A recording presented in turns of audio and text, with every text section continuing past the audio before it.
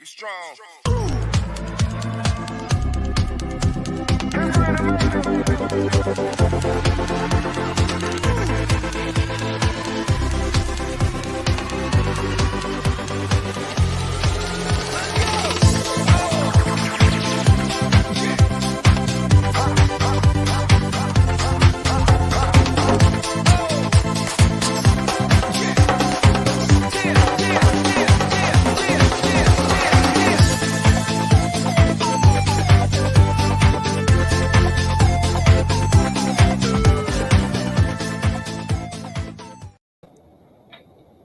Alrighty, well, very, very, very happy Tuesday. Let me get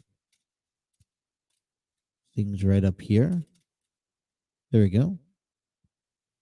Uh-oh. Hold on. We're going to get ready. That's that. And then go up here. Echo. Alrighty. Well, good morning and a happy Tuesday, everyone. Welcome to Throwing right here on the TNC Sports YouTube channel. It is Tuesday, February 21st, 2023. And yay, let's do that one. And I probably deserve that one. A little bit of late. Listen. I did not realize that yesterday was was President's Day up until the weekend. You guys. So I mean that is a laugh. I was getting ready for a Sunday show and for a Monday show, and then figured out that it was President's Day, and a lot of people that I was talking to kind of had the time off, and and I was like, you know what, I'm gonna go ahead and take myself a 3-day weekend. I went ahead and took myself a 3-day weekend, enjoyed my weekend. I had a blast. You know, got a chance to spend some time with the family. Just got a chance to spend some time with the girls. Saturday went out to a Special Olympics basketball um, tournament. I was invited out to a good friend, a pal of mine, former co-host of this program, Trey Crail, who has been a part of the Special Olympics basketball. We talked last year a lot about it. It was one of those sports that locally just does not get promoted or advertised, and yet again, it is a big deal. I mean, it was a really good crowd. Went out to a sports complex that had multiple basketball courts, and caught about one of his games. He had two games on Saturday, and he won the first game, lost the second one, and now they're kind of waiting, kind of sitting back and waiting and seeing.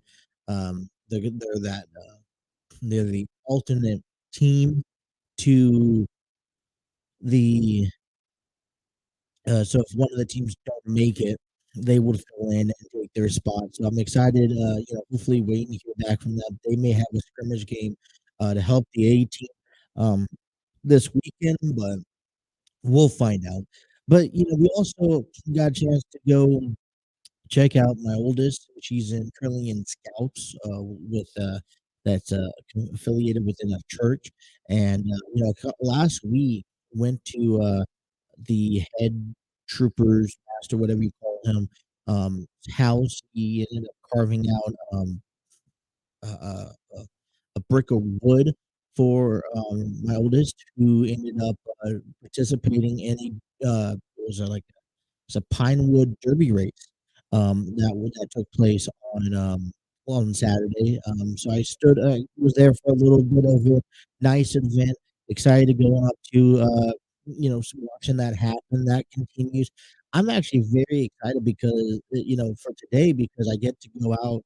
I'm going to be taking my oldest to as spring sport starts to unravel. I'm going to take my oldest down to Ludlow to sign up for softball, and that's a pretty exciting thing for me. I'm a big passionate baseball fan, and to see my oldest at least taking the interest for this season and seeing how it plays within for base softball. I'm excited. Excited to get her the glove, the bat, go out to the game, and my My youngest right now is currently going to be doing soccer again. They did soccer last year, and I think the ultimate goal talking about all this is I know my oldest loves gymnastics, and so sports can be kind of expensive. I was shared this, I read this the other day, um, that that softball is only $65 for my oldest, and then she'll also get pants, obviously a jersey and a hat, and then my youngest, it's like $85, and I'm like, wow, that's really, really expensive for just a couple weeks of kicking the ball around.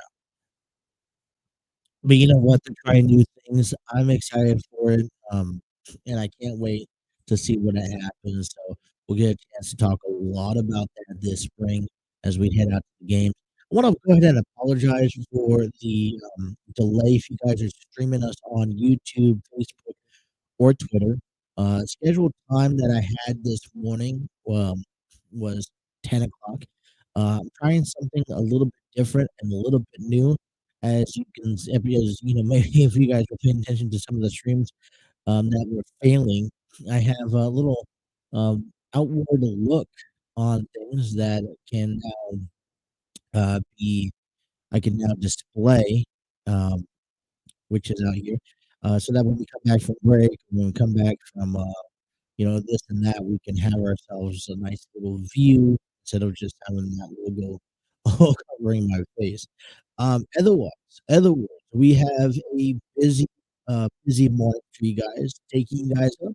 Let's say a few minutes past 10 o'clock. I'm not gonna do a complete 2 hours of this morning, and that's because we are officially on the path, on the final stretch. Excuse me, on the final road to WrestleMania. And I think you guys that was we're starting to make that stretch, and we're starting to make that progress to WrestleMania because it's only less than 6 weeks away, you guys. 6 weeks. Excuse me. And if I'm not mistaken, that's not a lot of time. And I was talking about this last week, and I wanted to bring it up again, and I kind of started taking notes about this. But as I mentioned to you guys last week before Elimination Chamber, and we'll talk heavily about Elimination Chamber coming up into today's program, but there was only 3 matches heading into the conclusion of Elimination Chamber that was set for WrestleMania. All right, 2 of them were set since the Royal Rumble. One of them is being Roman Reigns versus Cody Rhodes. It was really Cody Rhodes winning the men's Royal Rumble match, and then the winner of Roman Reigns and Sami Zayn back at Elimination Chamber would face Cody Rhodes for the undisputed WWE Universal Championship.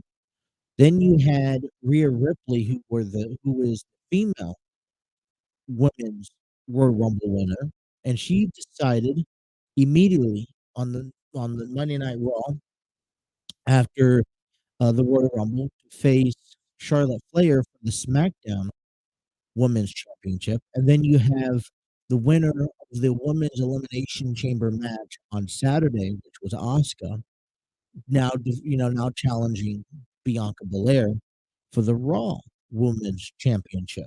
So 3 matches.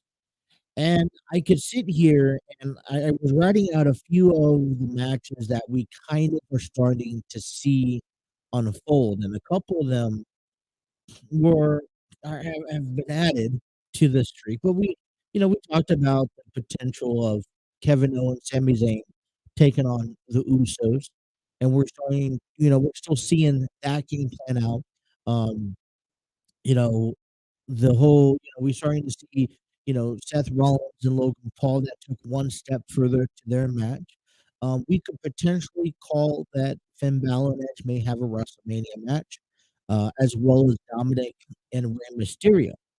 And, you know, I pointed out here that out of maybe matches post Elimination Chamber that's setting up for WrestleMania, I said last week, I strongly stated that, hey, listen, these, WWE has to start get going on some of these WrestleMania matches. There's only 3 matches confirmed. Next week there will be 5 weeks before WrestleMania, and you need enough time to tell the story. Now, Seth Rollins and Logan Paul telling their story, story wise, and I'm just talking about story wise. There's not many matches out on here.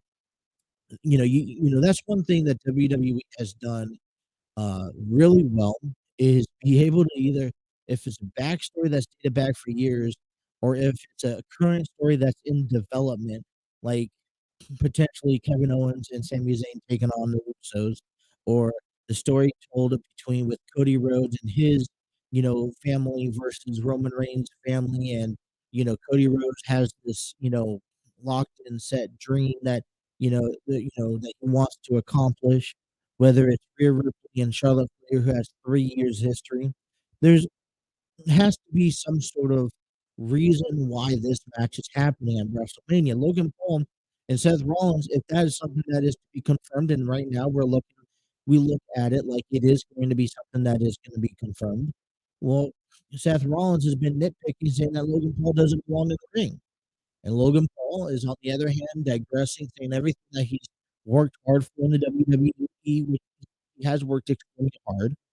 Okay, everything that he's been able to accomplish inside that ring, that Royal Rumble moment, the crown jewel moment against Roman Reigns, and then you have the tag team match that he had last year, teaming up with the Miz. I think he's earned his spot in the WWE. Drew McIntyre, if you have Dominic and Rey Mysterio, that feud right there has kind of been progressively, shown. This is Rey Mysterio has refused ever since, Dominic has stepped away from his father, joined the Judgment Day. Rey Mysterio has refused to face his own, blood, his own son. And now he's going to have, where he's being pushed to the limit, after the Thanksgiving invasion, the Christmas invasion, the Valentine's Day invasion, that, Mysterio is going to have to, you know, maybe step up and face his own son. Finn Balor and Edge has kind of been telling their story the last couple of months. So you have a few of them, but there are still plenty of matches that if you're gonna have WrestleMania matches, not only you need to start announcing them, but you need to start also, building that up. There's also, I mean, what I have here. I've already shared you the list of 3 matches that has been confirmed. I have a list of matches that I believe will be confirmed over the next 2, 3 weeks. And then I have a list of individuals, men and female, that probably should get some sort of spotlight at WrestleMania. And but have yet to have a match. I get a little worried because I don't want them just to be thrown. And when you think of WrestleMania, it's not just one night. The match card I have potentially set in place could be for one night. WrestleMania is 2 nights. And I know they pulled it off last year, and I think they did a really good job last year and pulling it off, but they're gonna need to, I think what they have right now, is not enough. It's not as good as it was last year. And, I told you guys last week, I don't think it's quite time to hit the panic button. I don't think it's quite time to throw your hands up and say, "Oh, this isn't gonna work out." I think it's gonna work out. I just don't have I'm just getting a little worried because things are not to fall into place, but I'm expecting majority of the things to fall into place. So today we will talk about that. I wanna when we come back from our break, I wanna talk about Elimination Chamber because the one thing I think I did not really look into at the Elimination Chamber up until the matches were, you realize there was almost a connection in every match that had to do with Canada. Natalia, Brock Lesnar has some sort of connection with Canada, um, Edge, and then also Sami Zayn. And I think we don't for you don't get a lot of WWE has not been to Canada in a while, and then it's not on a date monthly booking. So when you're able to see a lot of your home, they really highlighted the hometown heroes in this case. And, some of them walked away victorious, some of them walked away with better yet, to, to work on some things. But I think Extreme Rules was a really, really well perceived show. And I think there was a lot of questions and a lot of worries that we ran into, but before um, Elimination Chamber. And sure, listen, what happened last Friday on SmackDown, I think there are more questions than answers, but we're on definitely more of a clear path. Um, I will say this before we take our break, and I strongly believe, right, that the Elimination Chamber, okay, was almost predictable, a little too predictable in our hands. We predicted that Oscar was going to win. Uh, we predicted that Austin Theory was going to win. We predicted that Bobby Lashley was going to win, and although we'll talk about how he won, didn't settle. Now we did predict Judgment Day, and I think when we come back from our break, we'll kick off with that segment. But we did predict the Judgment Day going to win, and that didn't happen. And Edge and Beth Phoenix get their chance to have that spotlight, and then we suspected Roman Reigns. And, we'll talk heavily about that in today's program. And, it's just, I think how it ended and how it turned out and how these matches went away, I think that was the only way that you could keep the story going, keep the, speculations going. So we'll talk about that. If you guys are watching us on YouTube, I want to say good morning to you guys. Hit that like, share, subscribe button. Don't be afraid to press on those notifications and tune us in on every weekday morning for a new episode. All right. If you guys are watching us on Facebook or Twitter, hit that like, share, retweet it, whatever. Let your friends know. If you guys want to jump into the conversations, jump on in over on the YouTube side of things. That's where I can get your comments. If you guys want to be heard on this channel, let me know. And let's have fun today. Okay. And I also want to welcome everyone who is listening to us on audio platforms. Maybe you're taking us to work. Maybe you guys are taking us on the road. However that's perceived, welcome. Thank you. You guys are listening to The Throwing with Justin. That's me, myself, and I right here on the TNC Sports Talk YouTube channel.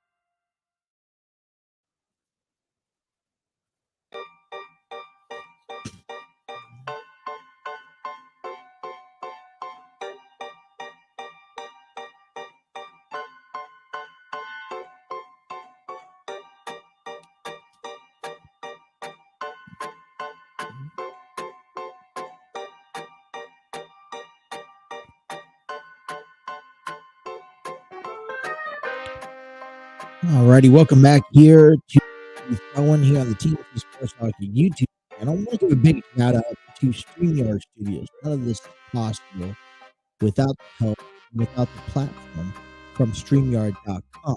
Create your podcast, virtual business meetings, conduct interviews, post video videos, and much more over there at StreamYard. Check out the free version today at StreamYard.com.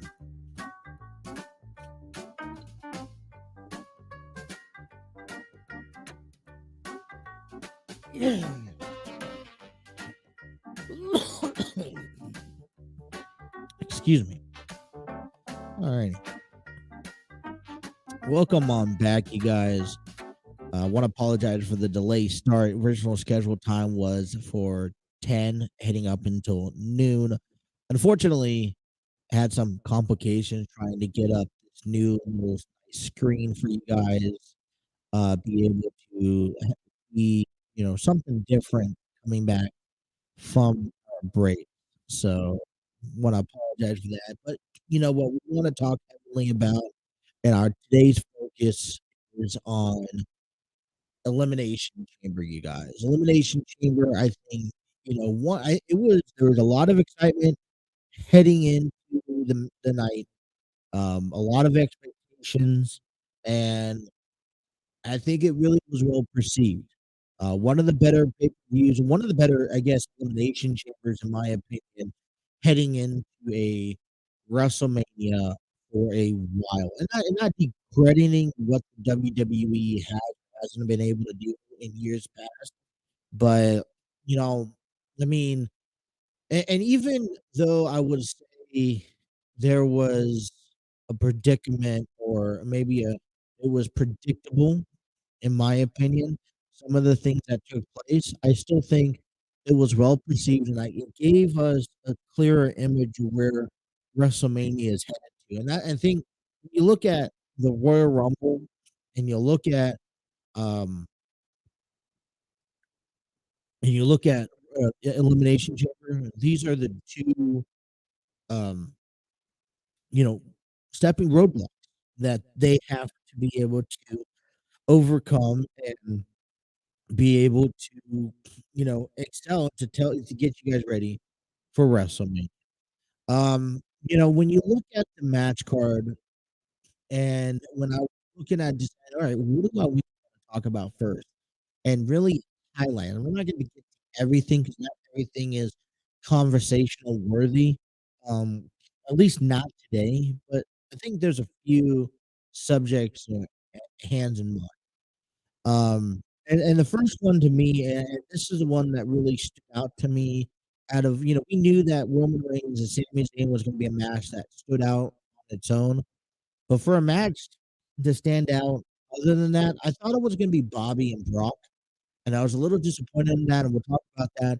But I really was excited to see Edge and Beth Phoenix defeating the Judgment Day. Now, our conversation before Saturday was how could Rhea Ripley and the Judgment Day lose this match?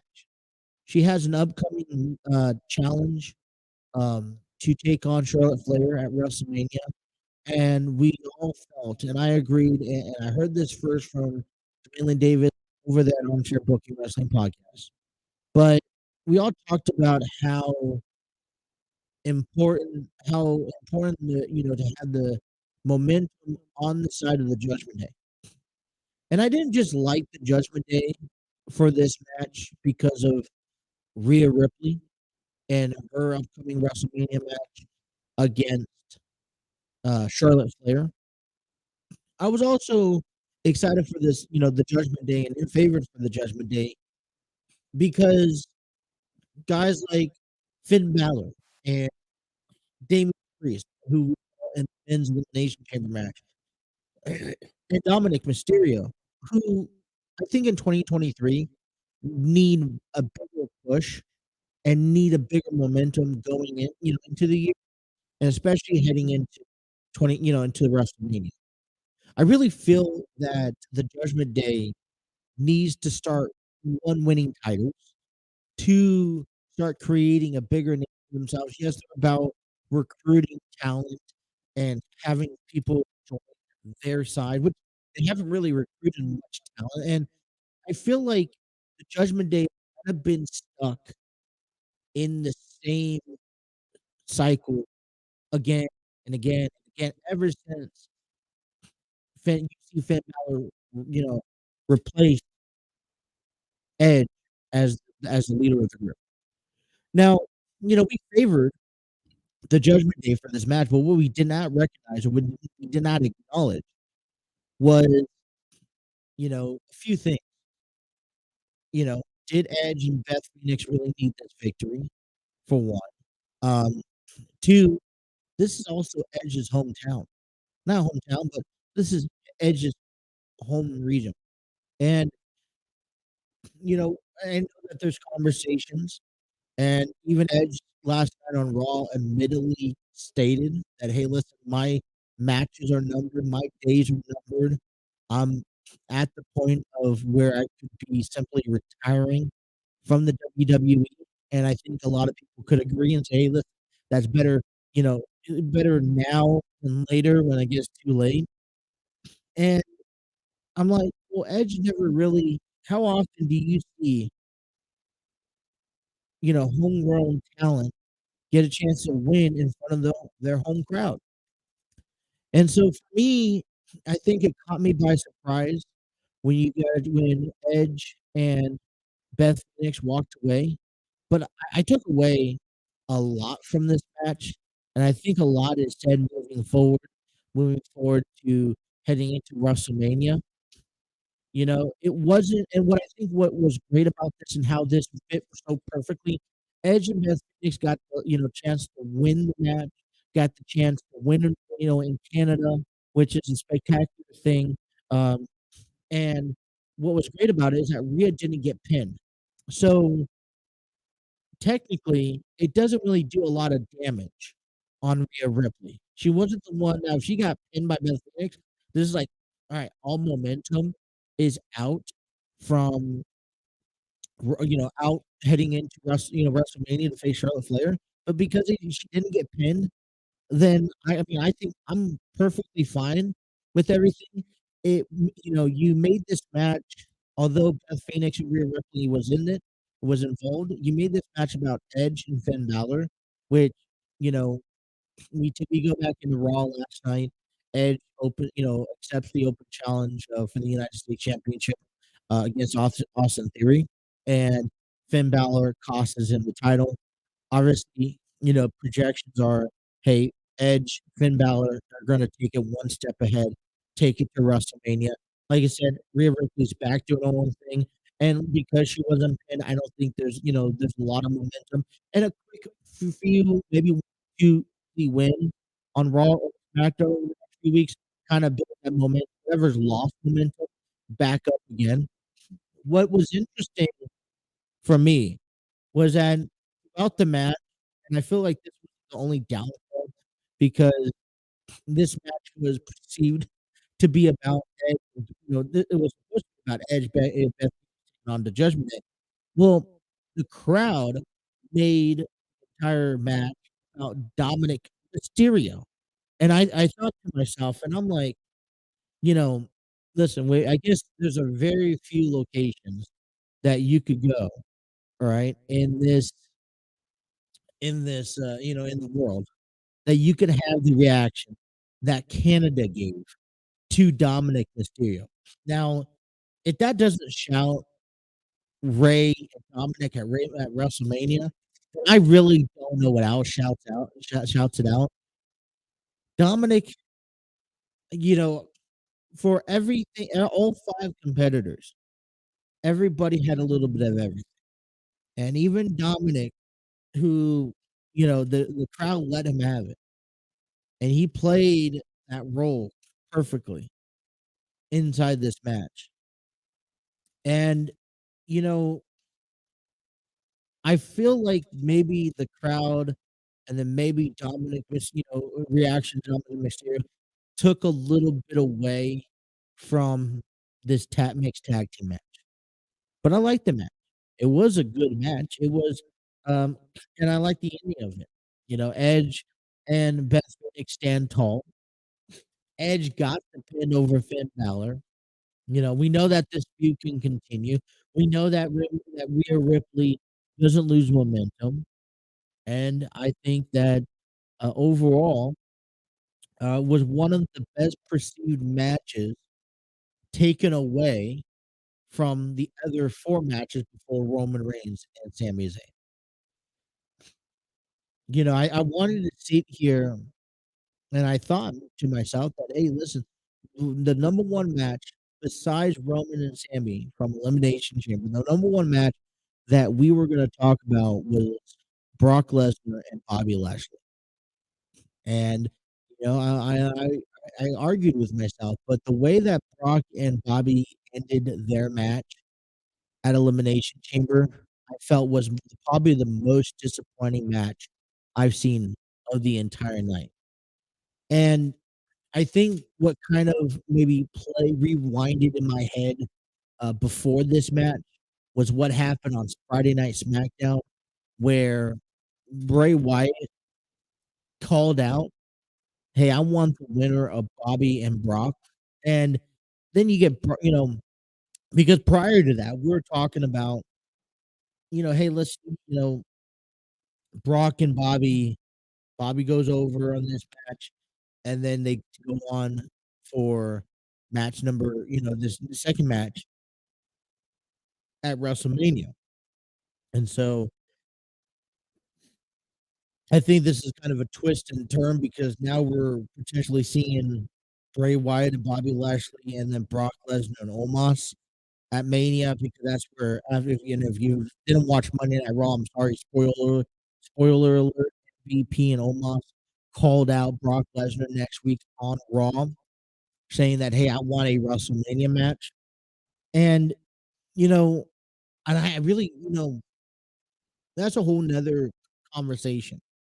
Brock and Omos, I think that's a whole nother conversation that we could wait for another day.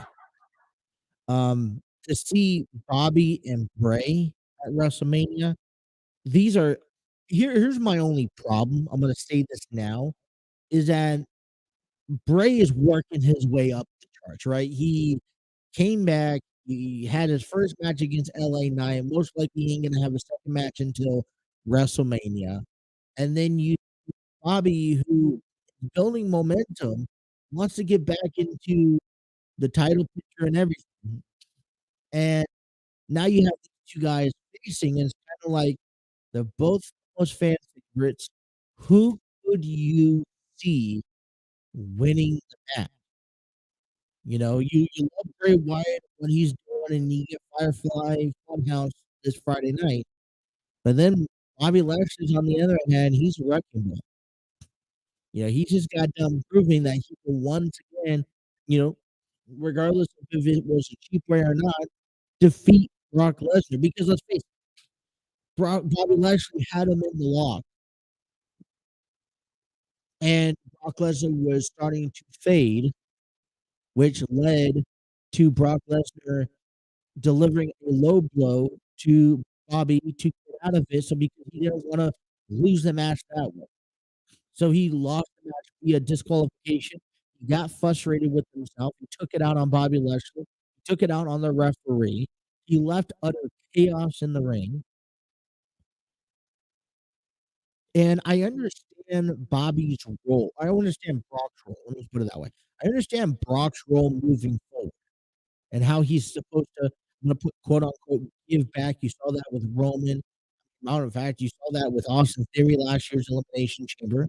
You saw that with Roman Reigns at WrestleMania and the feud that led on. You saw that with Bobby Lashley last few times they met with each other. And this would have been a perfect WrestleMania match. Now these 2 men had this match, disqualification. You almost like, well, this can't be the end of these 2 guys. But now they're going off left and right to their own WrestleMania path. And I guess that's for me. That's where I get worried and I get confused, and I'm like, "What's going on?" Because you have a clear money making match that you can stipulate, and Dwayne Davis over at our Armchair Booking Wrestling Podcast mentioned a great idea, stipulation Hell in a Cell. Two guys, two Goliath men can't have to settle things in a cage where there's no disqualifications, no countouts, pin or submission the way to win. And now you see these two men, these two great men that were, that I think everyone loves watching in the ring. They're going off in separate directions. So as that story unfolds, I don't think that I think it was one of my least favorite matches heading into WrestleMania, heading into out of the takeaway from the night, which is a little disappointing to me. So, all right, let's take a break. Let's come on back and continue talking about these matches as we now know the number one contender for the Raw Women's Championship to face Bianca Belair at WrestleMania. And we also now know that Austin Theory is still the United States champion, which I think is awesome. So we'll talk more about that. Stay tuned. The throwing continues here on the TNC Sports Talk YouTube channel.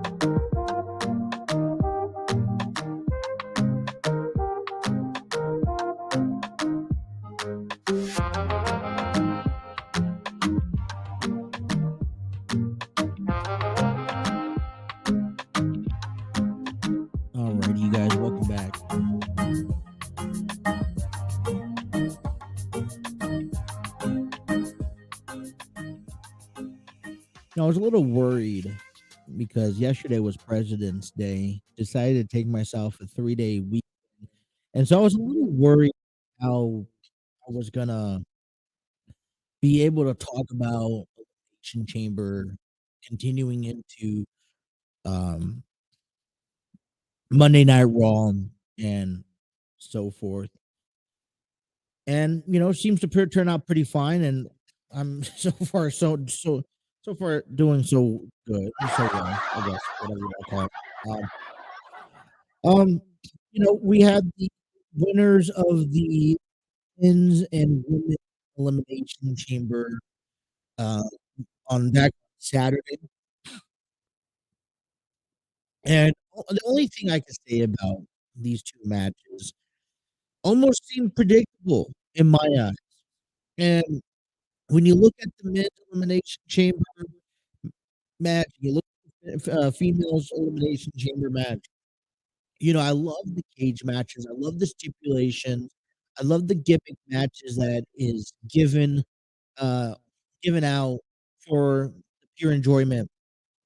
But we didn't. Let me be honest with you for a quick moment, you guys, because my thing is that they don't. How do I best put this? After a while, and after a few matches that you see, from of the elimination chamber, we've already seen. We've seen the uh, wrestlers go through the pods. We've seen people climb to the top of the cage and jump off of it.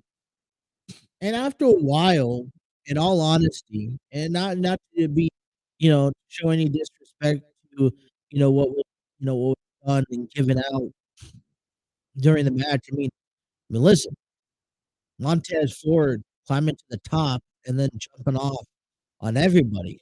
Awesome. But I feel like I've seen that already. I feel like I've seen when Seth Rollins and Johnny Gargano was sitting on top of the pod and they were going through with it, fighting each other. I felt like I've seen it before. I felt like I've seen Raquel Rodriguez spear Nikki Cross through the pod. And I guess I just, when you see the stuff happen multiple times, it's a repetitive statement and it doesn't become as fantastic or as interesting as it would if it wasn't, if it wasn't like it was done the first time. I'm talking about the first time. I mean, when all this have happened years back when they made the Elimination Chamber, yeah, I think that was exciting. I think these were stories to talk about. And these were now moments, and this was awesome. So don't get me wrong, when you're there live and you get to see it for the first time and picture it, but watching it on TV over and over and over again, I sometimes beg to differ. So I did enjoy the two elimination chamber matches. I think it was a little predictable, especially on Oscar's side. It was a good opportunity for the other for all, let's say, 12 men and women to showcase what they're capable of doing. And you know, you really get a chance to not only see it, you kinda get that spotlight because you're dependable. You have 6 and 5 other athletes with you in that ring, and you have an unforgiving chamber that, things can easily go horribly wrong, in the snap of a finger. And so, I mean, I quite enjoyed it, although it was predictable. We saw Asuka win, and I think, we see Asuka and if you see Austin Theory, what happens if someone got those 2 got hurt? You kinda wonder, what's the second plan? What's the second option? I really enjoyed Raquel Rodriguez's performance. I really enjoyed Nikki Cross's performance, which I have no idea what direction they're gonna go in. I think Raquel Rodriguez, this is just to continue set up and to continue to grow, um, and and I'm down for that. Um, Seth Rollins is a liable guy in that ring. You got to see Bronson Reed.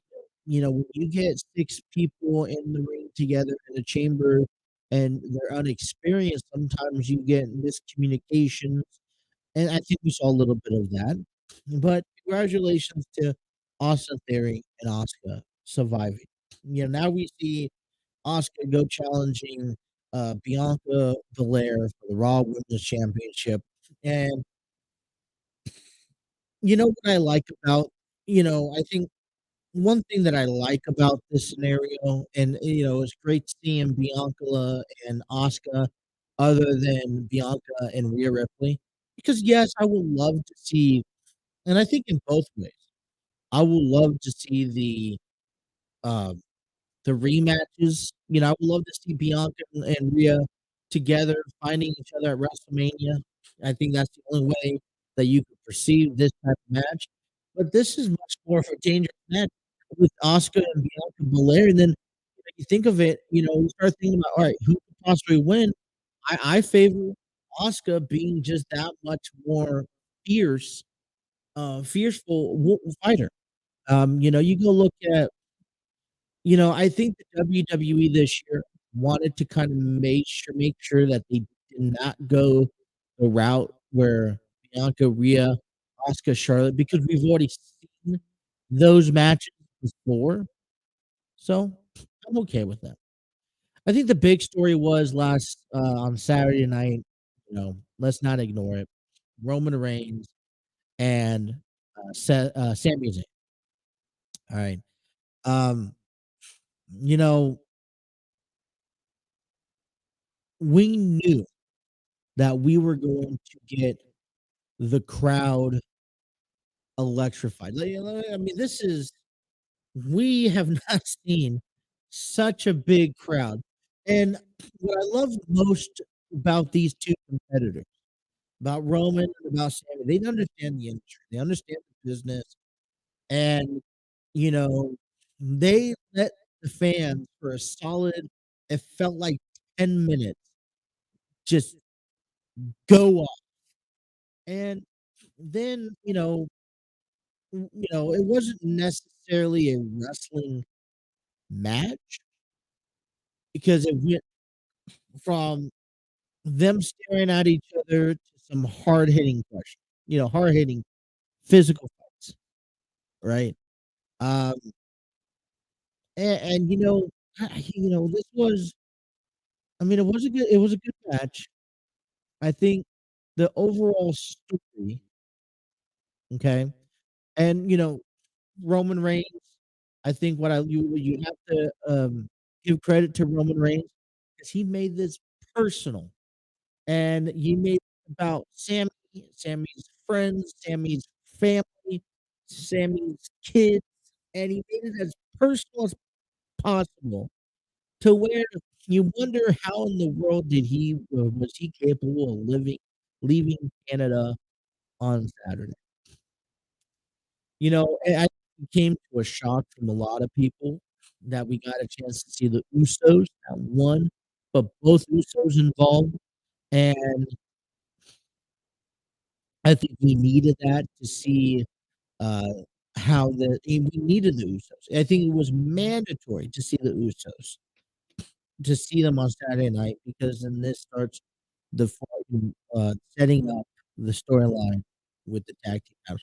Now, I I came back in here and I said last week, I was like, "Listen, you guys, this match this is the same exact storyline as 2014. It would be a shame to see Sami Zayn not only lose, but not have some sort of involvement at WrestleMania with Cody and Roman Reigns. And, you know, I really thought that if Sammy lost, the fans are going to riot. They're going to, boo the hell out of Roman Reigns. You know, I was thinking the worst possible outcomes. And for some reason, for somehow the WWE was capable of pulling it off. Now, I still think it's a disappointment. and let me know what you guys think. But I think it's a disappointment to Sami Zayn's credit for what he was capable of putting on, what type of product he was putting on over the last 8 months. Because now he got this once in a lifetime moment, and I get it. And you know, yeah, I think they executed this tremendously. But when you build yourself up as high as Sami Zayn did, only a very few athletes are capable of actually doing that. Only other person I can think of at this moment is Daniel Bryan. And when you build yourself up that high, WWE has to acknowledge. Now, I really feel because last night, it's now going to be Sami Zayn pleading and begging and going that extra mile each and every episode of whether it's Raw or SmackDown leading up into the final work weeks before WrestleMania. And if you're smart enough, you wait until Monday Night Raw, where the line is drawn in the sand and the Usos and Solo Sikoa are in the ring, and they're just hammering their way at Sami Zayn. And then Kevin Owens comes out and saves him once again and be like, you know what? Let's go ahead and team this up. I mean, I would like to see that. I think that would be more problematical, and we'll see how WWE takes it because the story is already there. It's already predicted. We predicted, we already started talking about this at the Royal Rumble, before the Royal Rumble, and now we can just see it unfold. But I think that's the only way to continue and to move on from this. But I still think, all right, and I apologize for thinking this way, but this is just how I'm perceiving things. Is that I'm still thinking that this is sort of a backwards step, and I'm not talking about one step backwards. I'm talking about 4 to 5 step backwards in Sami Zayn's, you know, career. Not only career, I wouldn't say career, but in this storyline. And you're taking this very top athlete and you're bringing him down here with everyone else. And I don't know where Kevin Owens and Sami Zayn taking on the Usos fits on a match card, but I don't think it's a main event, in my opinion. And especially how last year's WrestleMania was perceived. And I always argued, I thought Ronda and Charlotte should have been the main event of night one. And if Rhea Ripley and Charlotte Flair's not no main event, then you better be the very first people to go on. But I still think that they should be main event at least of one of those 2 nights. That's the reason why you win the Royal Rumble is to go on a main event at a WrestleMania. Especially now, since there are 2 nights, there's no excuse to not main event at a WrestleMania. Overall, Elimination Chamber was a really well perceived product. I think they did a lot better than even what we expected them to do. Um, and we expect that bar was high, and I think they really went home. You talk about those go home shows before the pay per views or before the premium live, and this was the go home pay per premium live before WrestleMania, and I think they knocked it out of the park. I think it was a very, I think everything, at least on the camera side, on the television side, went smoothly, in my opinion. You know, you opened up some more storyline where you could see Seth Rollins and Logan Paul do battle, that opened up and then that started unfolding. You started seeing the whole tag team action, which we were wondering how they were gonna implement Kevin Owens and Sami Zayn potentially, you know, teaming up with these Usos, and we saw that start building. Uh, you saw, what I saw was Brock Lesnar, Bobby Lashley setting up for a WrestleMania match, but it was now looks like they're looking and going 2 different directions. So, I mean, I think we saw everything that we were expected to see out of Elimination Chamber. And Monday Night Raw was, I think, decent. Um, I know we're supposed to see Becky and Lita team up next week, which I think is gonna be exciting. And, listen, like I mentioned, back at the beginning of the pro, this is we are now on that home stretch. The 6 weeks are gonna come and go and are gonna fly by in a snap of the fingers. And then that's just how it is. Like, let's not sugarcoat it. And right now, the matches in hour number 2, we'll talk about some of the predictable matches that we see, projected matches, but there's also a handful amount of talent that's not right now being included or probably don't have a storyline yet, and that probably needs a storyline. And, for 2 nights, yeah, I think there's a lot of, beyond single matches that I haven't. So, alright, hour number 1 is away in the archive. Let's take a break. Let's come back. Hour number 2 continues here on the TNC Sports Talk YouTube channel. About to leave, already packing. Come with me. I'm not really asking. We'll get away to a place where we don't know. About to see the world in action, what we can be. Life with no distractions, we'll get away. This is what we waited for. Take my hand, we'll make it somehow. We can't miss out. I'm done living life with the lights out. Die with my own doubts. Be free with me. Let's go, let's be free with me.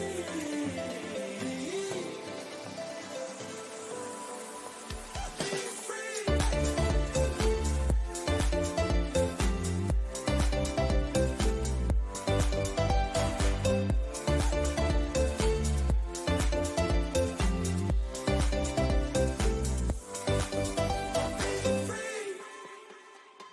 Not looking back, eyes on the freeway, Bonnie and Clyde, a classic cliche. We're on the run, this is what we waited for.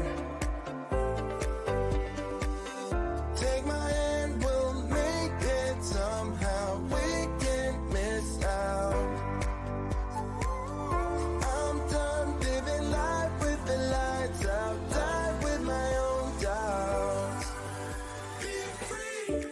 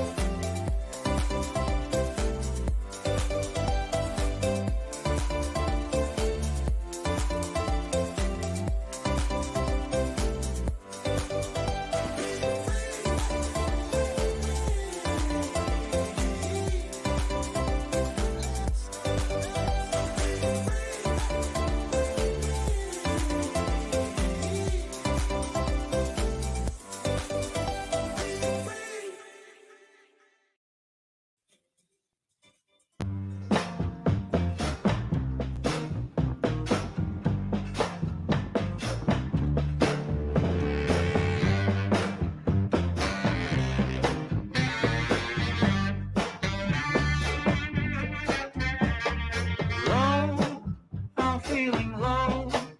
Want you to know I ain't got much to show. Baby, I'm slow.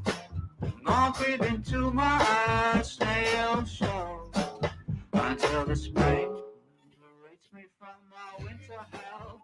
I've got candles. All right, hour number 2 here. We'd like to give a big shout out to Spreaker, our audio platform source.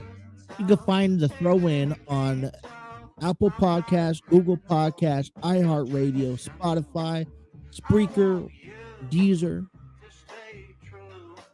anywhere you get your audio platforms, download us, take us on the road wherever you guys go. Every episode gets uploaded onto Spreaker and it gets distributed all over the place. Good morning, you guys. Welcome back to the throw in on a Tuesday morning. And we'll take you guys up for 2 complete hours. Hour number 2 here, and a lot's going on. All right.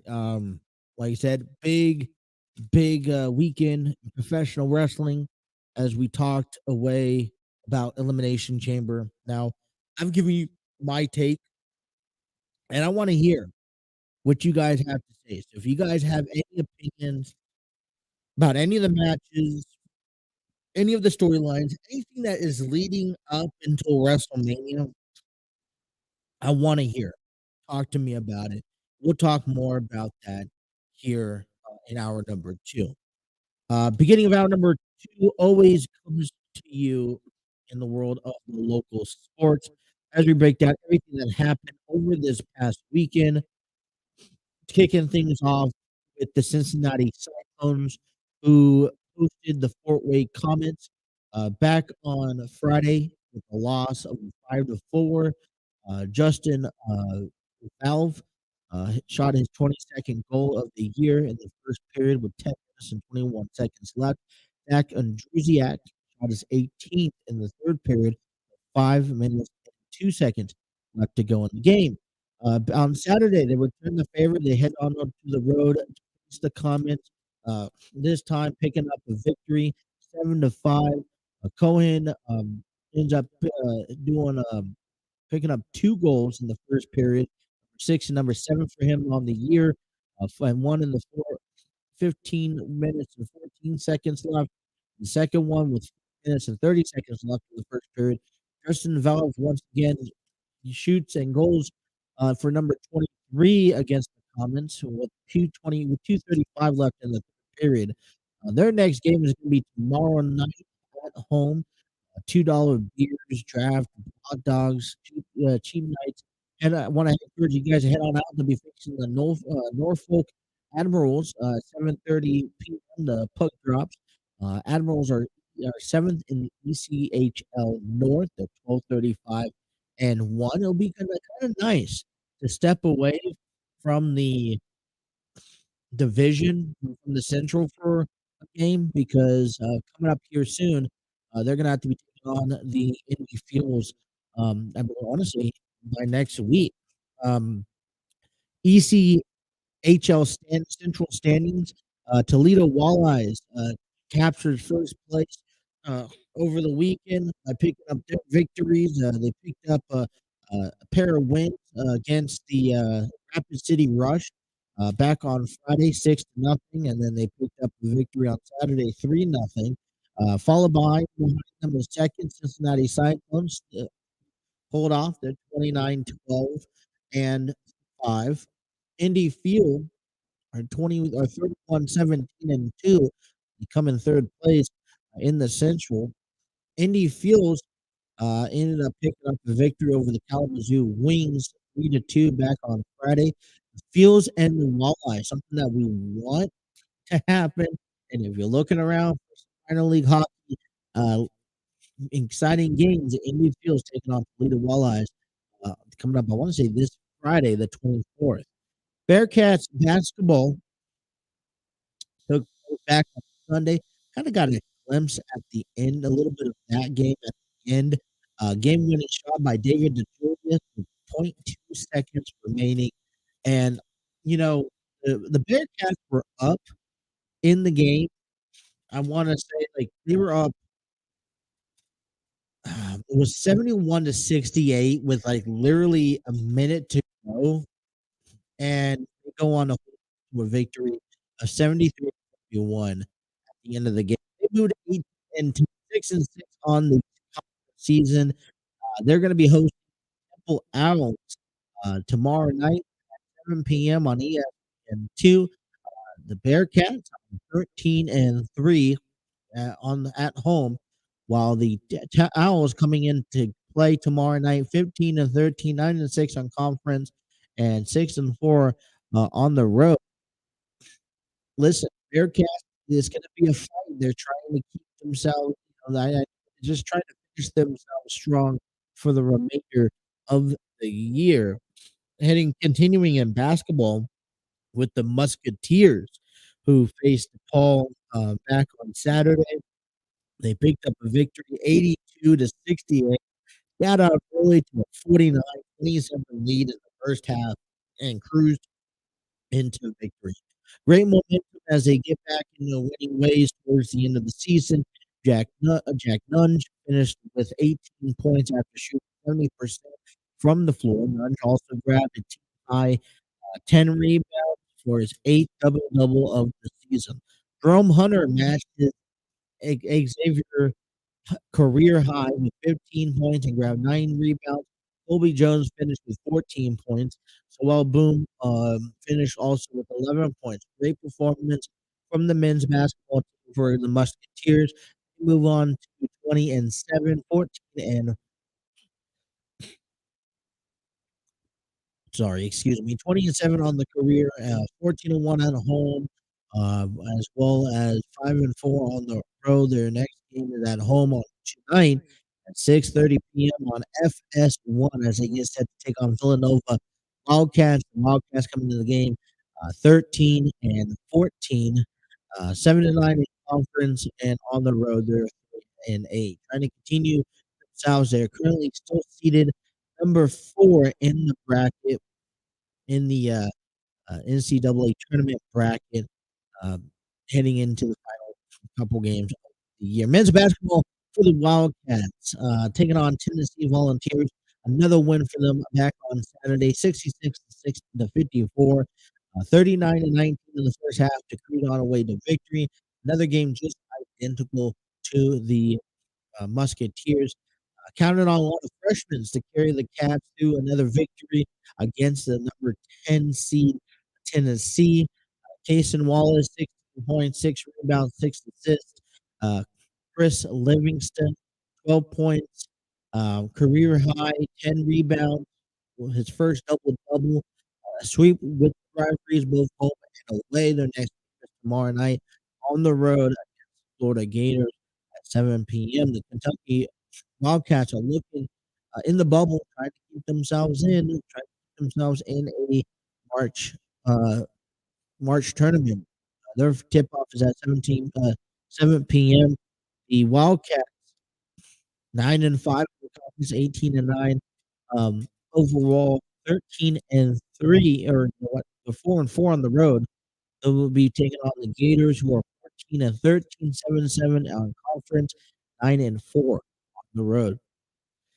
Now, some exciting things that I like to talk about as we get into some college baseball that took place over the weekend. The Cincinnati Bearcats headed on over to Georgia to face Georgia State.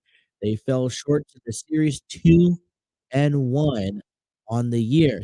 Cincinnati, in the first game, they lost 12-2, putting up 2 runs, 4 hits, 1 errors against Georgia State. 12 runs, 14 hits, 0 errors. Garrett Harker put 5 innings, 5 hits, 1 run, 3 walks, and 7 strikeouts. Jackson Murphy, Griffin Hughes, and Max Bregman gave up 11 runs, 2 innings. On Saturday, 1-1, they won 9-4. Game 2 was suspended due to weather delays. And then on Sunday, the Cincinnati Bearcats picked up a victory, 6-4 over State. 6 runs, 9 hits, 2 errors against Georgia State's 4 runs, 8 hits, 1 error. Third baseman Griffin Hughes hit a home run to kick things off. First home run for the Bearcats of the season. Chase Hopwell, 4 innings, 6 hits, 4 runs, 1 walk, 4 strikeouts. Griffin Hughes also came in the 9th inning, pick up the save, pitched 1 inning, walk, and struck out 1 batter. The next game is going to be this weekend, Friday through Sunday, 3-game series against Florida. In Florida against the number 7 seed Florida Gators. Xavier Musketeers men's baseball um, had a 4-game series. They got shut out all 4 games. Well, not shut out all 4 games. They got shut out in the 4-game series. Back on Friday, Musketeers lost 3-2. 2 runs, 2 hits, 1 error to the Ducks. 3 runs, 4 hits, 0 errors. Carter Hendrickson for the Musketeers hit his first home run of the season, and for the Musketeers on Saturday, 2-game series. Game 1 they lost 9-2, and Game 2 they lost 5-3. Then on Sunday, Oregon Ducks lost 3-1. Musketeers 1 run, 4 hits, 1 errors over the Ducks. 3 runs, 5 hits, 0 errors.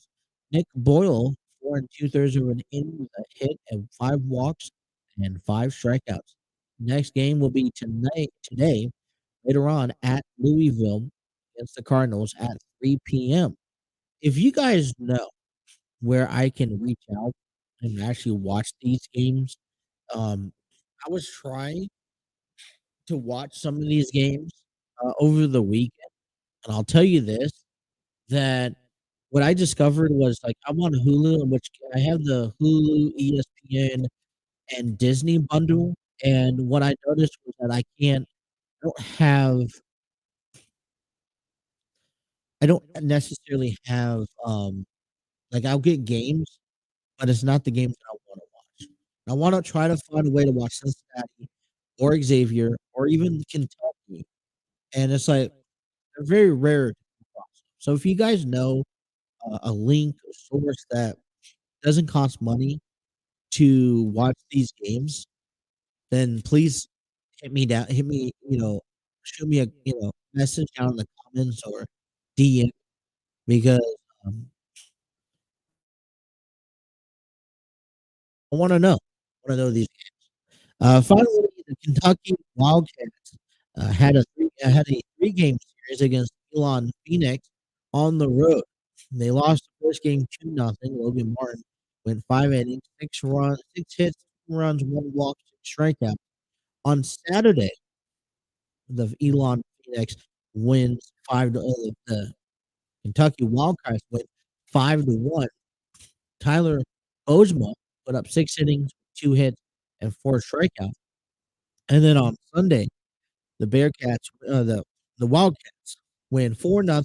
Zach Lee goes 5 innings, 2 hits, 2 walks, 7 strikeouts. David Burks hits the team's first home run. Um, all 5 pitchers shut out the Phoenix. The next game is also today at 4 p.m. against the 0-3 Evansville Aces.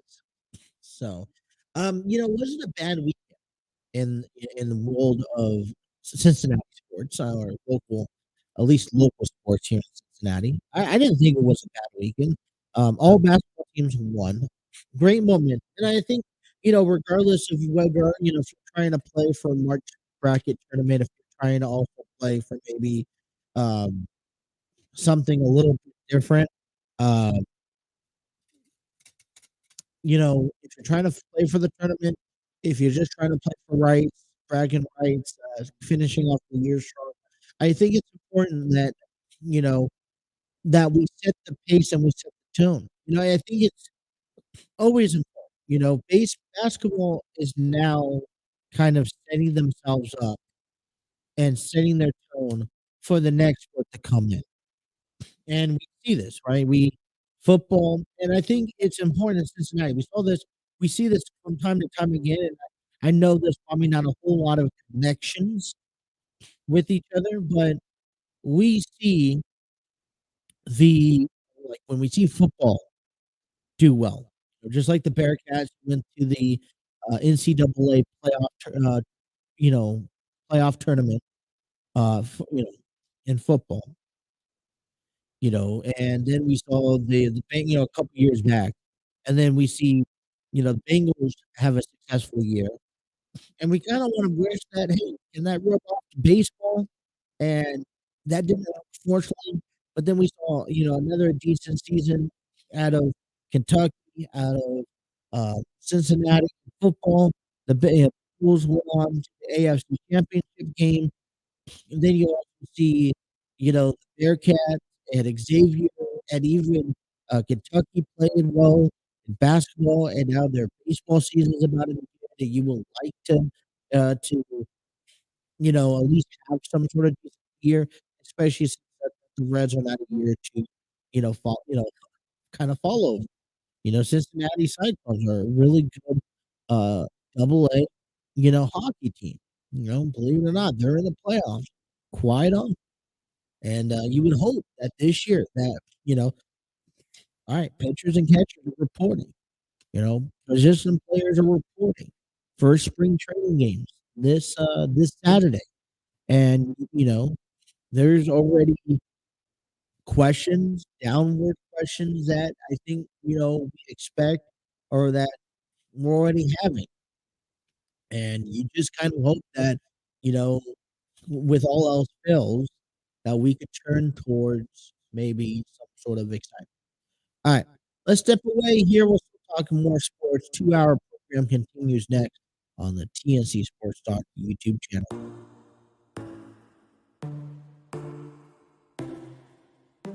Inside your bedroom, we stopped counting the days, lost in the rhythm. Physical silence, no need to speak a word, laying here beside me. The one I moved to first,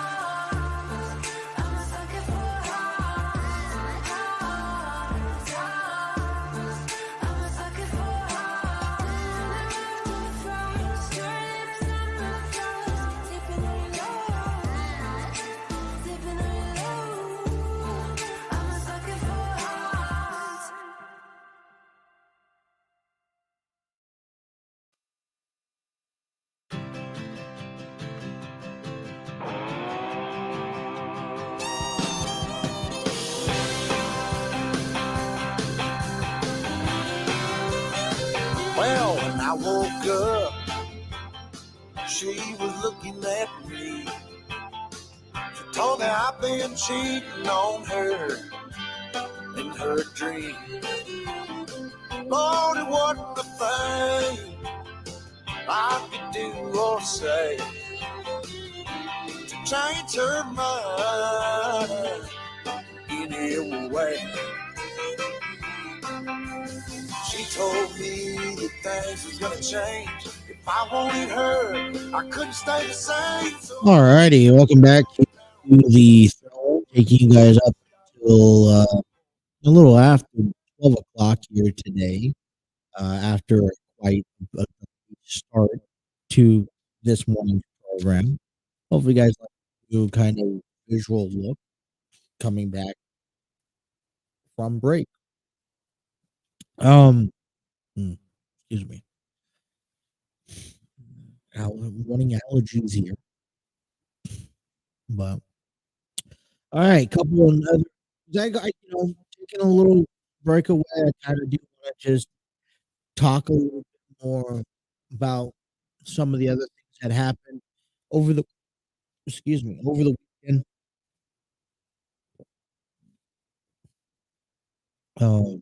XFL was getting underway. We'll talk a little bit more about that this week. 2023 Daytona 500 results. Ricky Stenhouse Jr. narrowly beat Joey Logano in a win, double overtime thriller. Congratulations to Ricky Stenhouse.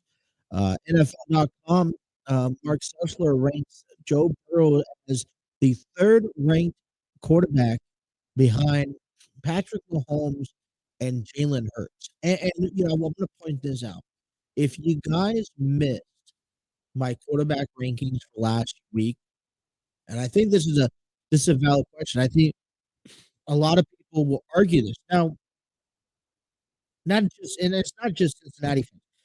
Realistically, how well would you perceive Jalen Hurts to be one of the top elite quarterbacks? Yeah, yes, he took the team and the Eagles to the Super Bowl. Yes, he's battled with injuries. But I've seen, he's on a more of a delayed start for me.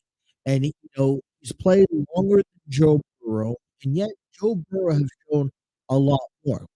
My opinion is that, I've listened to people talk about this, is that Joe Burrow for me has shown enough. And this was the argument that I had with people last year because people asked me, bring Joe Burrow up in the conversation. So I was like, rank him in the top 10, but more at the bottom, more like 7, 8, 9 spot. Because, yes, he had a great first quarter of his rookie year before he got injured. And then the big question coming out of his injury was, what type of quarterback were we gonna see? Yes, he took the team to the Super Bowl, which, you know, all young, and I'm not gonna say all young, the majority of the young and upcoming rising quarterbacks, you could kind of put together a Super Bowl run, based off of adrenaline and experience. But I was telling people, I haven't seen enough of Joe Burrow in the mix. So I was like, give me another year or two. Let me see if he's capable of repeating himself. And I just was the type of person that didn't want to jump the gun. I didn't want to go jump the gun and say Joe Burrow was the top elite, and then him do something wrong or him not to have the same year or career that we expected him to have. And I get it. I live in the northern Kentucky, Cincinnati range, and you go talk to a Bengals fan, they're gonna expect, they're not gonna say nothing less expectingly than Joe Burrow is one of the best quarterbacks. And listen, he proved to me yet again this year that he is someone who can hit up there with the top guys. Now, when I rank him among him and a guy like Josh Allen, my thing is with Josh Allen is that he's starting to go down my list. And the reason why he's going down my list is because, you know, yes, he can make it to the playoffs, every single year. Yes, he's right now been in dominant of his division, and yes, he's capable of doing it, but I think overall the smart end of Josh Allen has kind of gone down a little bit. And listen, as you get older, Father Time catches up with you, and as you get older, listen, you got younger guys coming in behind you, and they're showing what they're worth of. I mean, Trevor Lawrence took a huge leap compared to last year to come up and have a remarkable career, kind of a motive season to follow and say, "Hey, listen, I'm capable of, capable of taking this team to the playoffs. Just give me more experience, give me more guys, and I can get you even further." And so we'll see what Lawrence does here moving forward. But then you got guys that are coming up, Jalen Hurts.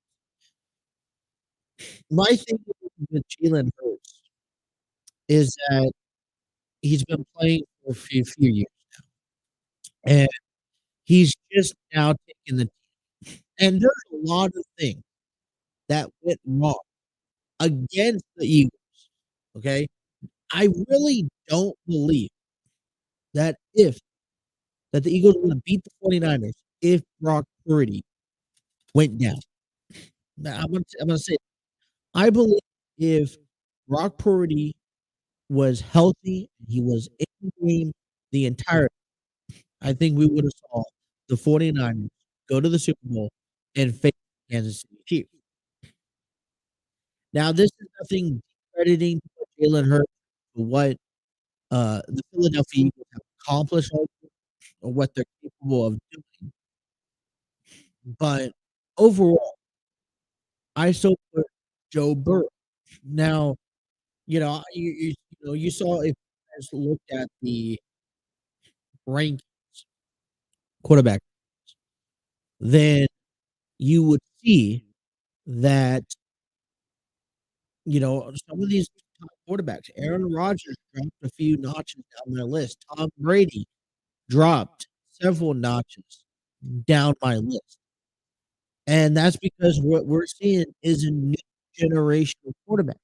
The Patrick Mahomes of the world, the Joe Burrows of the world. And what we're starting to slowly see is now an era without Tom Brady, without Aaron Rodgers, and we're seeing these young guys. I mean, look at this new class that's about to come up. Bryce Young, CJ Stroud, Will Levis. These are guys that are gonna be in the top 10. At least one of the gonna be in the top 10 moving forward. Um, so I don't agree, with why, NFL.com Mark Sessler is ranking Joe Burrow number 3. I think he should be number 2. I think maybe you pay ends with, um, with Jalen, you pay the respect to Jalen Hurts for taking the team to the year, to the, Super Bowl, but I still think he is above a lot of other people. Um, listen, baseball, there's one thing, couple of things I want to talk about before we get back into wrestling, but baseball was one of them. Position players reported yesterday. We are just 4 days away from spring training, and you know what? We got find excitement, and I was hearing about this over the weekend through other radios talking, giving their take about the Cincinnati Reds, and it's like, you know, we have 2 options here, you guys. We can either sit back and accept what the Castellinis are telling us, that we're a crappy team, that we're no good, that we're gonna lose 100 games this year, or, and, you know, hey, let's give up before the season even started. Or we could be that underdog team, that team that no one expects us to be, and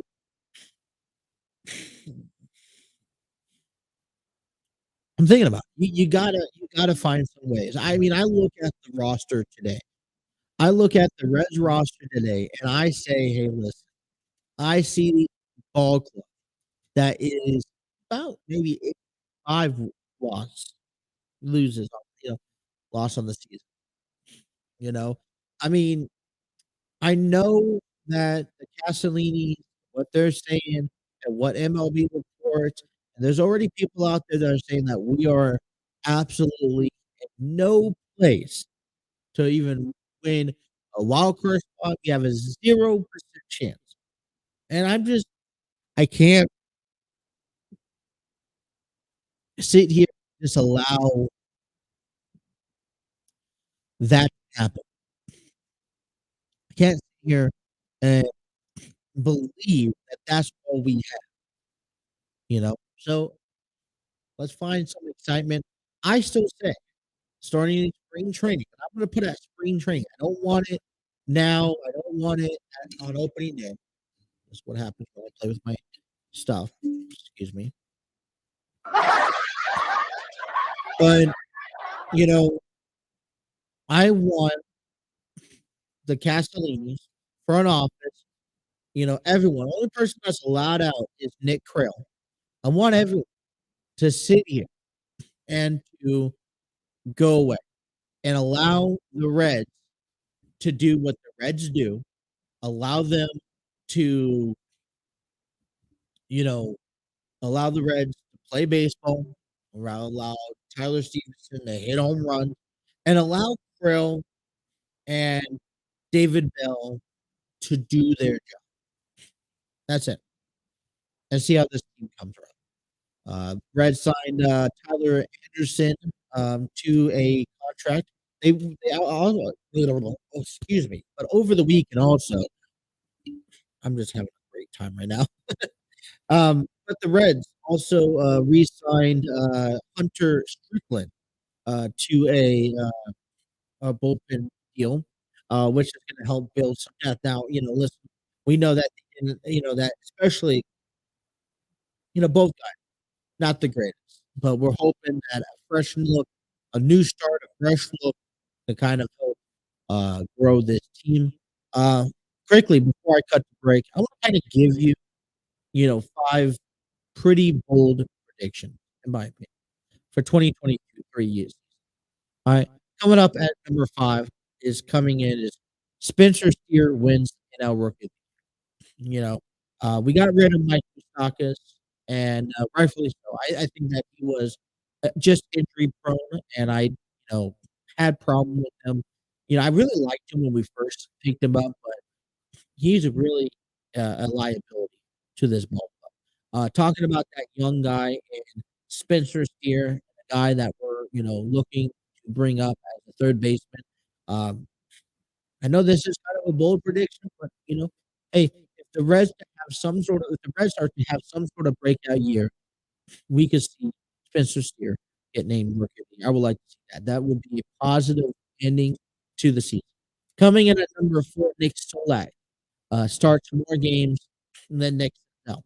Nick Senzel, we're gonna see. I think we're gonna see Nick Senzel get the run in center field as the year progresses, as the team progresses. I think if Nick Senzel gets hurt, so Solak obviously is that next guy to step in.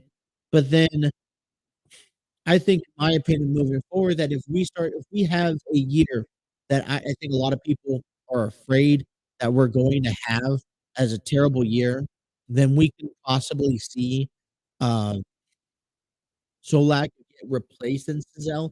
We can also possibly see Nick get traded by the deadline this year. So, coming in at number 3, Ellie Dela Cruz does not make his MLB debut until September. There are 2 key guys in that roster that's on the Reds roster that, in my opinion, doesn't need to be rushed.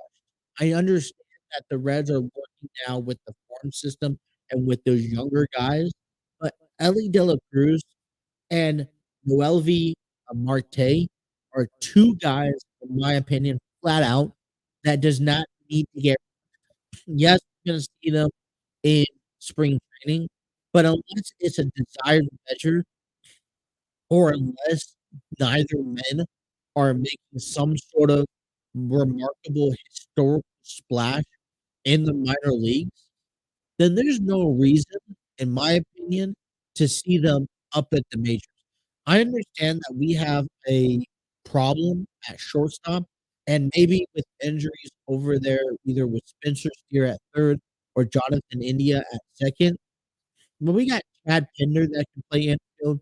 We got Jose Barrero. We also got Kevin Newman. So we have a few other guys that I would like to see be utilized, and I would like to see Ellie De La Cruz and N Neolvi Marte Noelvi Marte, excuse me, uh, to kinda stay down in the minor leagues and not to get rushed.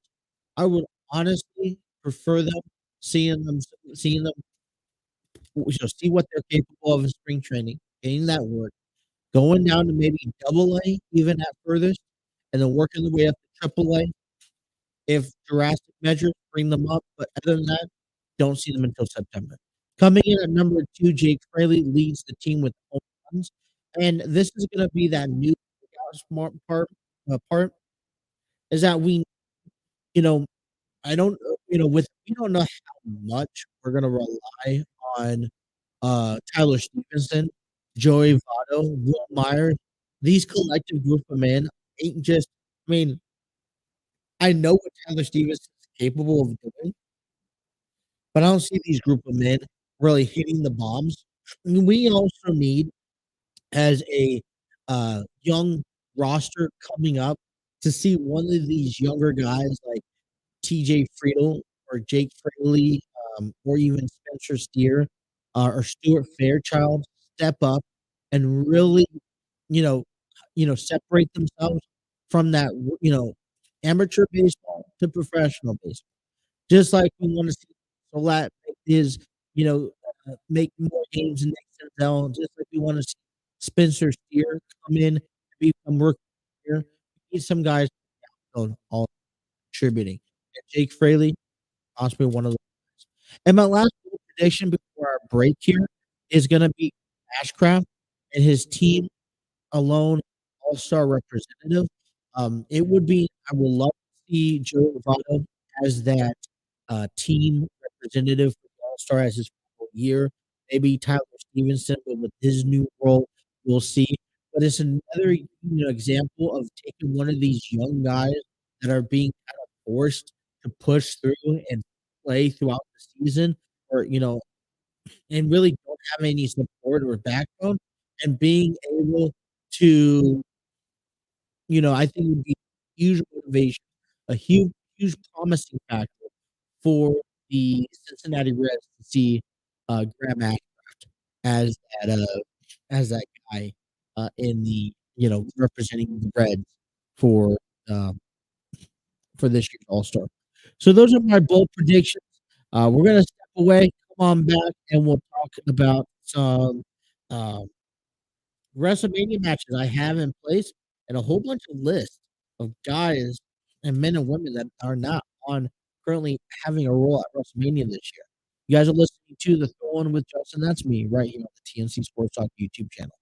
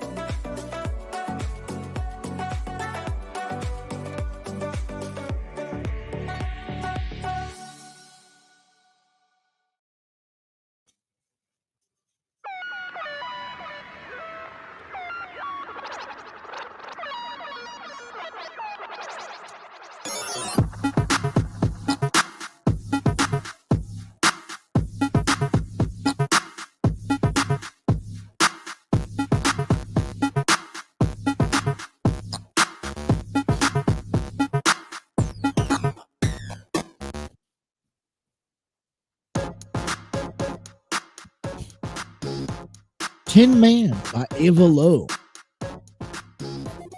EpicDemicSound.com. Discover your world-class artists, composers, and bands.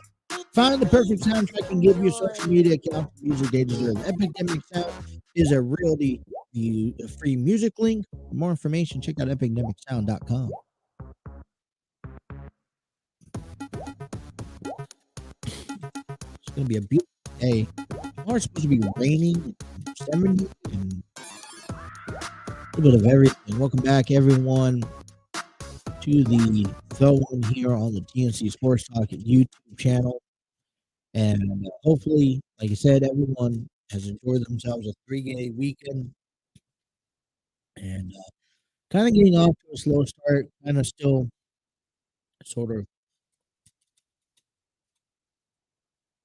figuring things out.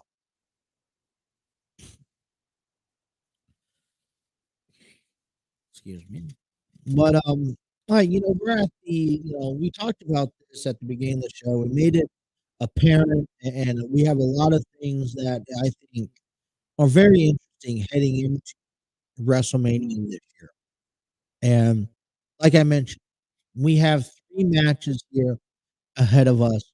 The first one, Rhea Ripley challenging Charlotte Flair for the SmackDown Women's Championship. And this was, this is we know that this story is a story uh, that has been taken back for 3 years ago when Charlotte won, defeat Rhea for the NXT Championship. And you know, I think this sparked me by surprise because I like how the WWE has continued a long, you know, a story that from long ago.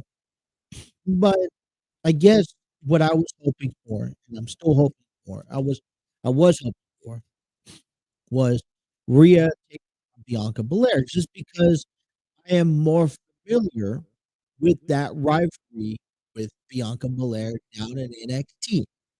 And yes, that's given that, keep these two females away from each other just so that when the time comes down the road, I think overall the smart decision is to keep these females away. The only reason why I say that, keep Bianca and Rhea away from each other, is because they probably have more longevity in the WWE that can be uh, revisited other than Charlotte Flair and Rhea Ripley. Uh, so yeah, okay. So I see that happening. Also, what was given to us back at Elimination Chamber was Asuka winning the Women's Elimination Chamber match, earning her #1 contingency spot for the Raw Women's Championship to face Bianca Belair. I mentioned this earlier in the program, and I'll just reiterate it again. Picture perfect, in my opinion, was Asuka Charlotte because that was a WrestleMania rematch, and then Bianca and Rhea. But when you got these 4 women having a title match at the grandest stage, these are 4 badass, legit women that are in the main event position right now. And I think that's important to remember.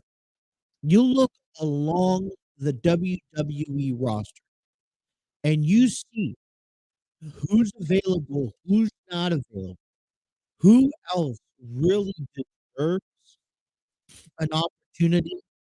And what I like the most is that we don't have to see Ronda Rousey in this mix.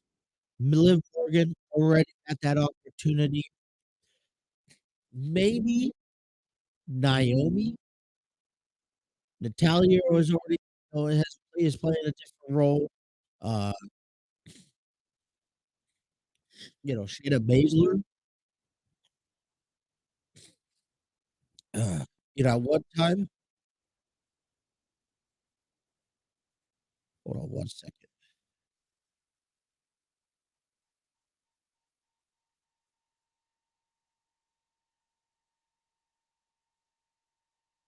Excuse me. I had my nose has kind of been, this allergy run since all morning. Um, Sonya Deville has been in the picture in and out. There's really no one else right now that is on the SmackDown roster that I see capable of stepping up to that challenge. I go over to the Raw roster. Becky Lynch, baby, which has already been there, done that scenario. Carmella's kind of looked beyond the point. Um, not Dana Brooke, which different opinions about that. Mia Williams, no. Nikki Cross, no. There's just no one else that is honestly ready for this, that spotlight other than these 4 women. It was just a matter of who's gonna face who. And then you have Roman Reigns and Cody Rhodes, and, a lot of things could come away and turn away. So, I think, in all honesty, out of, we got 3 match cards that are set to be put in place. Now, I have a list of based off of, what we're seeing. There's a list of matches I'm gonna go ahead and give to you guys. Now, these aren't confirmed, these are matches that I could potentially see down the road. Now, these aren't including stipulations or gimmicks or whatever the case may be, a title shot, whatever. This is just based off rumors, what I've seen unfold over the last few weeks leading up to WrestleMania. Alright? We have those 3 matches. I'm gonna also Dominic and Rey Mysterio match that I think is perfectly built up for a Hollywood moment, um, and, and I think it needs to happen sooner or later. Finn Balor versus Edge, I think what we saw last night with Finn Balor costing Edge that United States Championship match kind of warrants one last match. Seth Rollins and Logan Paul from what we saw back at the Elimination Chamber. Uh, Omos and MVP making it clear Omos wants Lesnar at WrestleMania. Will Lesnar give him that? Because Bray Wyatt on SmackDown clearly stated he wants the winner of Bobby and Brock. And since Bobby won, we may very well see Bray and Bobby at Mania.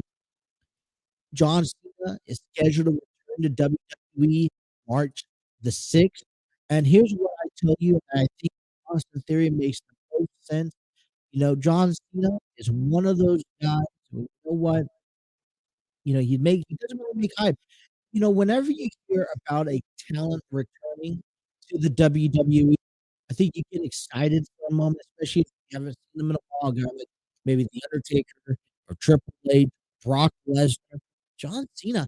I haven't really felt that type of vibe with John Cena. We're coming back to the WWE whenever he comes back. He's not on my edge of my seat type of excitement to watch and to kind of be like, yes, he's coming back. That's just not how I have, given it. Kevin Owens and Sami Zayn taking on the Usos, and then this left field one, Corey Graves and Pat McAfee potentially having a WrestleMania match. Now I'm counting this 1, 2, 3, 4, 5, 6, 7, 8, 9. That's 10 individual matches that if they all have been confirmed, even if with the stipulation, that's a lot of one-on-one. Now I look at this list. I was putting this list together this morning because I can think of it. I can tell you top of my head, but I know I will remember names. I went through the Raw and SmackDown roster, and I'm looking at a few things that come to my mind about talent that's not even included, that possibly may not be included. Don't have WrestleMania matches that maybe they should or shouldn't. Right? And from the Raw side, I just went down. AJ Styles, Alexa Bliss, Angelo Dawkins, Baron Corbin, Bayley, Becky Lynch, Carmella, Chad Gable, Dakota Kai, Damian Priest, Dexter Lumis, Dolph Ziggler, Elias, Io Sky, Riddle, Montez Ford, Nikki Cross, Randy Orton, Rick Boog. And what I want to do later on this, okay, is give you idea of, maybe make argument case for these people who don't have a WrestleMania match. Now, we know there's a hot feud out of that list, and that's Bayley and Becky Lynch. I just don't know how they're gonna be utilized. Now, maybe they're gonna be facing each other one-on-one. Yet again, that's gonna be another one-on-one match. I've heard things like Trish Stratus coming back to make it a six-woman tag team match, um, which then does question moving forward, because on the SmackDown side of things, you got Braun Strowman, Drew McIntyre, Eric, Gunther, Ivar, Karrion Kross, Kofi Kingston, LA Knight, Liv Morgan, Ricochet, Ronda Rousey, Sheamus, Solo Sikoa, Xavier Woods. Right? And you put that combination together and all these men and women together, and that's a good handful of guys. Now, we know that Randy Orton's kind of in. I've heard that he's making present. He's trying to present himself to get ready to get back into the ring here soon.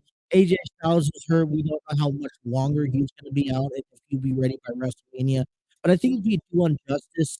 And I know that Drew McIntyre and Drew McIntyre and Sheamus is, working with each other against the Viking Raiders. Ronda Rousey is still a top name. Solo Sikoa not having a wrestling match, I think it's I won't say maybe unfair. Liv Morgan. Um, Now, here's the other thing. There's not many feuds that warrants just a WrestleMania match. So that means you have to start going out to the title. Well, what's title available? Gunther has an Intercontinental title, so I'm pretty sure Gunther will have a WrestleMania match. Does he face Braun Strowman again? And I mean, maybe, I don't know. I mean, is Drew McIntyre and Sheamus taking on Viking Raiders a good enough match? Does Karrion Kross have a match? Does the New Day have a match this time around at WrestleMania? And I think there's other questions, such as, the tag team titles. If Sami Zayn and Kevin Owens do team up to face the Usos, maybe on night one, do they go on and face the Raw challenge the Raw tag team titles, and then you have someone on SmackDown defend the SmackDown tag team titles? I mean, and that's pretty much it. So, in retrospect, we have a lot of work still yet to be done, and I just can't settle quite yet with 6 weeks away. I can't settle for a matchup that is a WrestleMania card match that is filled with singles competition. I mean, I don't know. Maybe you guys can. I mean, I wanna hear about that, but maybe from you guys. So, you know what? We had a really good program talking a lot about Elimination Chamber matches. What I have in store for the week is breaking down my tops of 2022. I know we're at practically 2 months into it. I still want to give that to you guys. Braun Breaker, Jinder Mahal, NXT Championship match. That's tonight as well. Tony Khan has an important announcement tomorrow. That's gonna, big announcement. Big announcement. We'll see about that. And you know what? We're just gonna get ready for spring baseball here with the Cincinnati Reds. So we'll come back tomorrow, get you a little bit more into that. We want to thank everyone. Hit that like, share, and subscribe button, and make sure you tune in tomorrow from the throw-in on behalf of the throw-in, Justin and myself. Thank you. You guys have a wonderful day. We'll see you guys.